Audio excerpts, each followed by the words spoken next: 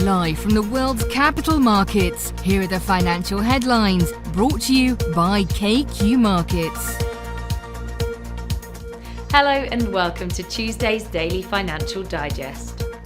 The dollar climbed, buoyed by a rise in US bond yields, as solid US economic data suggested the Federal Reserve can afford to be patient in cutting rates while investors positioned for the November 5th presidential election. Gold took a breather after surging to a record high on Monday, as higher US Treasury yields and dollar offset support from growing uncertainties surrounding the US presidential election and the Middle East war. Wall Street lost ground, retreating after a strong rally the previous week, as investors awaited earnings from major companies to gauge whether equities would sustain their recent run to record highs. A jump in Treasury yields added pressure, with the yield on the benchmark 10-year bond rising to a 12-week high. The dollar-yen pair rose 0.7% in the last session. According to the Stochastic-RSI, we are in an overbought market. The Bitcoin dollar pair dove 1.9% in the last session.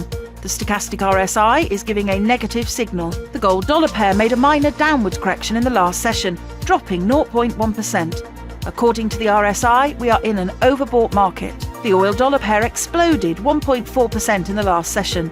The MACD is giving a negative signal. The US Redbook Index will be released at 12:55 GMT. The US API weekly crude oil stock at 20:30 GMT. The Dutch Consumer Confidence Adjusted at 4:30 GMT. Finland's unemployment rate will be released at 5 GMT. The Belgian Consumer Confidence Index at 9 GMT. The UK's public sector net borrowing at 6 GMT. We hope that you've enjoyed Tuesday's financial report. On behalf of all of us here, we wish you a productive trading day. Be sure to join us tomorrow morning for the latest news and events from the financial markets.